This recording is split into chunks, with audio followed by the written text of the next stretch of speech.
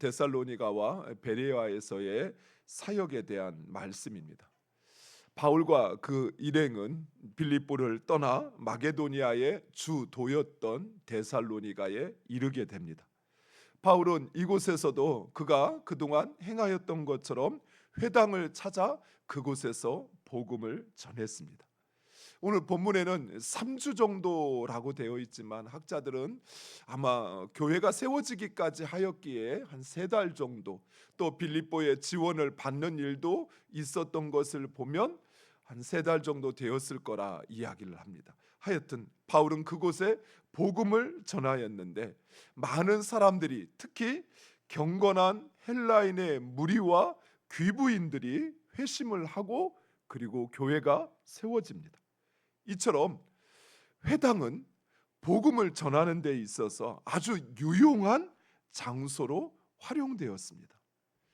이런 회당은 이스라엘이 멸망한 후에 곳곳에 흩어졌던 유대인들이 세운 곳으로, 성전에서 제사를 드릴 수 없었던 그들은 회당을 세워 그곳에서 성경을 가르치고 예배를 드렸던 곳입니다. 바울은 바로 그 회당에서 구약의 말씀을 전하고 그것을 해석하여 예수 그리스도를 선포했던 것입니다. 이런 사실을 통해서 우리가 깨닫게 되는 것은 이스라엘의 멸망은 단순히 이스라엘의 죄에 대한 심판만이 아니었다는 것입니다. 하나님께서는 아브라함을 부르실 때에도, 또 이스라엘과 언약을 맺으실 때에도 그들을 통해서 모든 민족을 복받게 하시기 위해서 이스라엘 통하여 모든 민족으로 하나님을 예배하게 하시겠다라고 말씀하셨습니다. 즉 하나님은 모든 민족으로 그 하나님을 알고 예배하시기 위하여 이 모든 일들, 즉 하나님께서 이스라엘의 멸망을 통하여 모든 민족으로 하나님을 예배하시기 위한 바로 그 장기적인 포석과 계획 가운데 이 모든 일들을 행하셨다는 것입니다. 하나님은 복음을 유대를 넘어 모든 민족에게 전하게 하시기 위하여 이방 나라 곳곳에 회당을 세우시고 그리고 그 회당을 통해 복음을 전하고 모든 민족들이 주께 돌아오게 하였던 것입니다. 여러분 한번 생각해 보세요. 만약에 구약에 하나님의 말씀 또 그 약속에 대한 이해가 없는 이들에게 예수 그리스도는 하나님의 약속을 따라 이 땅에 왔고 그리고 그 약속을 성취하신 구원자라는 사실을 전하려고 한다면 이 복음은 몇 년, 몇십 년을 거쳐서 전해야만, 그래야만 그 복음을 이해하고 받아들일 수 있었을 것입니다. 하지만 유대인들은, 또 그 유대 교회로 입교한 이들은 이미 구약 성경에 대한 이해를 가지고 있었기 때문에 하나님께서 약속하신 그 약속이 성취되었는데 그것이 바로 예수를 통해서 성취되었고 그 예수가 그리스도라 선포하는 것은 그리 어려운 것이 아니었던 것이, 오랜 시간이나 복잡한 설명을 필요로 하는 것이 아니었다라는 것입니다. 사랑하는 성도 여러분, 이처럼 하나님은 분명하고 확실한 계획을 가지고 우리의 삶과 또 공동체 가운데 일하시고 역사하십니다. 우리가 보기에는 우연히 또는 이런 상황에 어쩔 수 없이 그렇게 되어지는 것 같지만 결코 그렇지 않아요. 또 우리가 그 죄에 따라서 또 내가 행한 것에 대한 그 대가를 받는 것처럼 보일 수 있습니다. 내가 그동안 열심히 일했으니까 이것은 내가 누리는 게 당연해. 또 내가 잘못 선택했고 잘못했으니까 이 결과를 맞는 건 당연해 라고 생각하지만, 그러나 하나님은 그보다 더 크고 원대한 계획을 가지고 우리의 삶을 주장하고 있다는 사실입니다. 비록 우리의 현실과 우리의 상황이 마치 이스라엘이 멸망한 것처럼 모든 것이 끝나버린 것처럼 보일 수 있습니다. 이제 이스라엘은 멸망했고 그 모든 민족은 예루살렘에서 뿔뿔이 다 흩어졌고 그 땅은 이제 황무지가 되었으니까 이제 끝났어. 이제 더 이상 아무것도 기대할 수 없어 라고 사람들은, 이스라엘 백성들조차 그리 생각하였지만, 그러나 하나님은 오히려 그것을 통해서 하나님의 더 멀고 원대한 계획을 이뤄가고 계셨던 것입니다. 그리고 하나님이 약속한 때 70년이 참에 이스라엘 백성들을 그 땅으로 돌아오게 하셨을 뿐만 아니라 또한 그 약속한 때가 되자 예수 그리스도를 세상에 보내시어 우리를 구원하시는 구원 사역을 행하게 하시고, 그리고 하나님의 말씀에 순종하는 자들을 통해서 그 구원의 사역을 모든 민족에게로 전하게 하시어 그들로 주께로 돌아오게 하시는 것입니다. 하나님은 차근차근 하나님의 그 계획을 진행하고 있었습니다.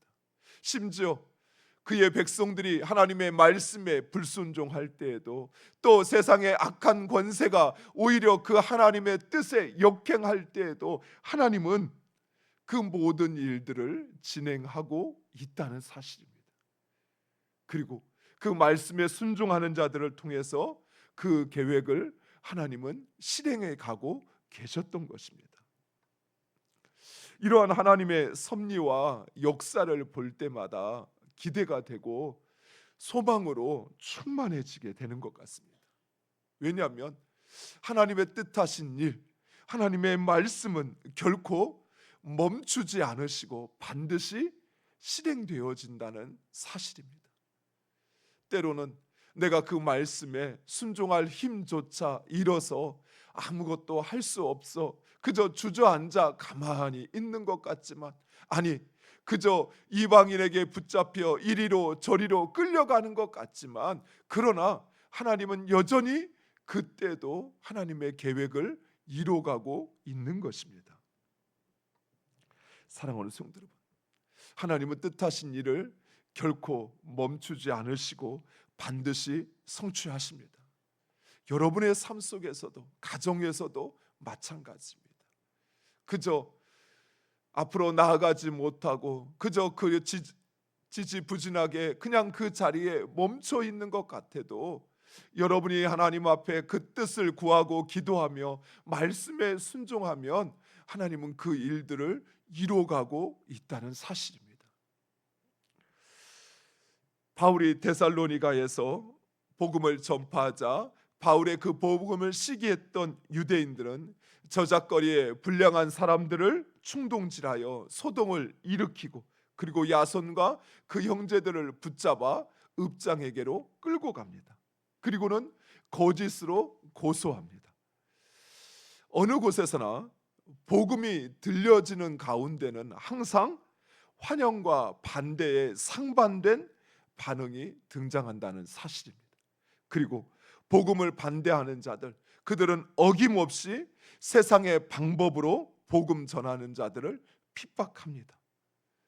우리가 하나님의 말씀 가운데 살려고 하면 할수록 우리의 삶에는 우리를 지지하고 돕는 사람들만 있는 것이 아니라 오히려 그런 우리들 회방하는 사람들이 있다는 사실이에요. 우리가 주의 말씀에 순종하여 복음을 전하려고 하면 할수록 사단은 우리의 그 의지를 꺾고 그 일을 하지 못하도록 방해한다는 사실입니다. 그런데 더 놀라운 사실이 있습니다. 그들의 반대가 심하면 심할수록 복음은 점점 더 이방 지역으로 확산되어 간다는 사실입니다. 빌립보에서 유대인이 반대하자 마게도냐의 주도인 데살로니가로 복음이 전해집니다. 데살로니가에서 또다시 유대인이 회방을 하자 베레아로 그 복음이 전해집니다. 그리고 다시 베레아에서 아덴으로, 아덴에서 고린도로 점점 더 복음은 확산되어 가고 있다는 사실입니다. 반대자들과 핍박자들에 의해서 복음이 위축되어지는 것 같으나, 그러나 실상은 오히려 복음이 점점 더 모든 민족에게로, 세계 곳곳으로 확산되어 간다는 사실입니다. 사랑하는 성도 여러분, 이처럼 복음은 점점 열방과 땅 끝까지 전해지기 시작했습니다. 왜냐하면 그것이 바로 하나님의 뜻이요 하나님께서 주장하시기 때문입니다. 우연히 되어진 것이 아니라 복음을 모든 민족에게로 전하라 우리에게 말씀하셨지만 또한 그 일을 이루시는 분은 하나님이십니다. 우리는 다만 순종하면 됩니다. 복음을 전하다가 여기서 핍박하면 그러면 발끝에 먼지도 털어버리고 또 다른 곳에 가서 복음을 전하면 됩니다. 우리가 주님의 말씀대로 순종하려고 하는데 회방하여서 그렇게 하지 못하게 하면 또 다른 하나님의 뜻을 쫓아 행하면 하나님께서 그 모든 일들을 이루어 가신다는 사실입니다.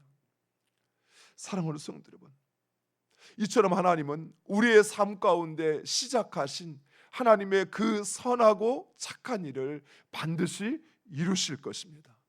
그 무엇도 하나님 시작하신 일을 멈출 수도 막을 수도 없다는 것입니다.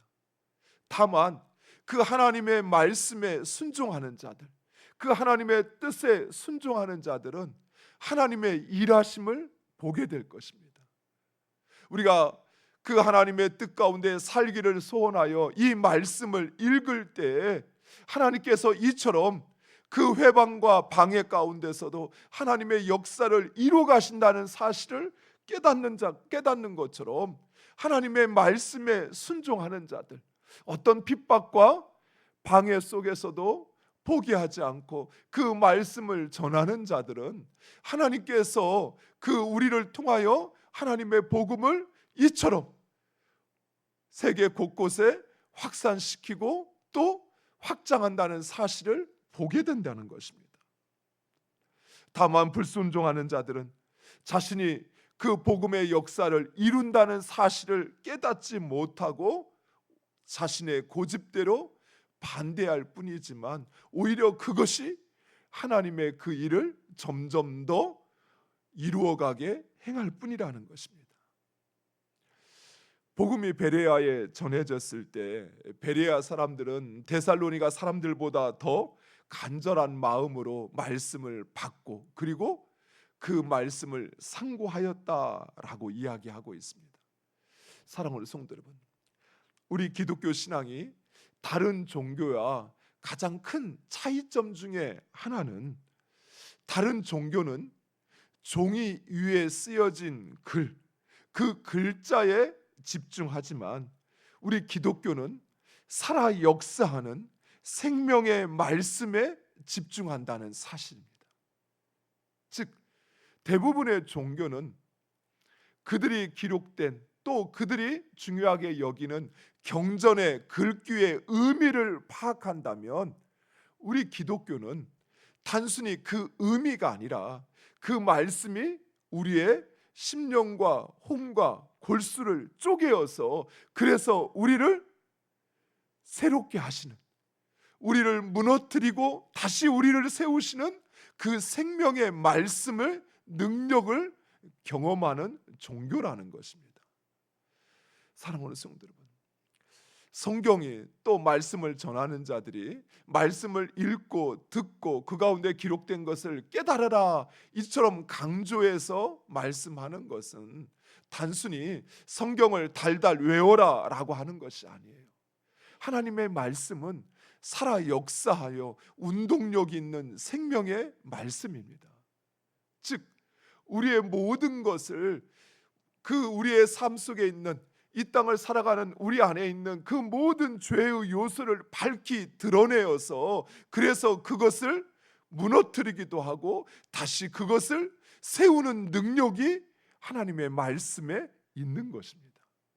그래서 우리는 이 말씀을 읽고 듣고 그리고 깨달아 그것을 지킬 때 우리의 삶이 하나님의 능력 가운데 세워지는 것입니다.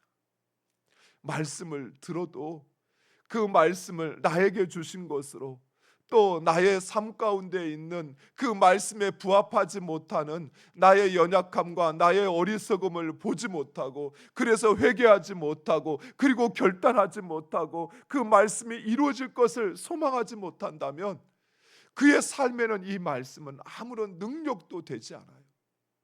하지만 이 말씀이 진정 나를 새롭게 하고 또 나를 도전케 하는 하나님의 능력이라는 사실을 믿고 그 말씀 앞에 자신을 볼 수 있어야 돼요. 내 육신 속에 깃들어 있는 이 죄에 오염된 것이 무엇인지를 말씀에서 통해 보고 그것을 회개하고, 그리고 하나님의 말씀 가운데 나의 육이, 나의 혼과 나의 삶이 어떻게 세워져야 하는지를 깨닫고 그 말씀에 순종할 때 우리의 삶은 진정 하나님의 자녀로서 하나님이 원하시는 바로 그 삶을 살아가게 된다는 것입니다. 왜요? 하나님의 말씀에는 그 능력이 있어요. 하나님의 말씀은 그저 죽은 문자가 아닙니다. 2000년 전에 기록되어 그래서 그 문자에 갇혀져 있는, 그래서 그 뜻이 어려워 그 뜻이 무엇인지 깨닫기 위한 그것이 아니라 우리의 삶을 새롭게 하시는 하나님의 능력임을 믿으시기 바랍니다. 따라서 우리는 그 말씀을 읽고 듣고 그리고 우리를 깨트리고 우리를 세우시는 말씀의 능력을 경험해야 할 것입니다. 사랑하는 성도 여러분, 하나님의 말씀은 오늘도 역사합니다. 데살로니가에서, 베레아에서 그 경건한 헬라인들과 그 귀분들을 회개케 하고 그리고 그들로 예수 그리스도가 그들의 구원자임을 믿고 그들을 따르게 하였던 것처럼 오늘도 이 말씀은 우리의 삶을 깨트리고 세우시는 하나님의 능력임을 믿고 그 말씀에 순종하며 나아가는 우리 모두가 되기를 간절히 축원드립니다. 기도하겠습니다.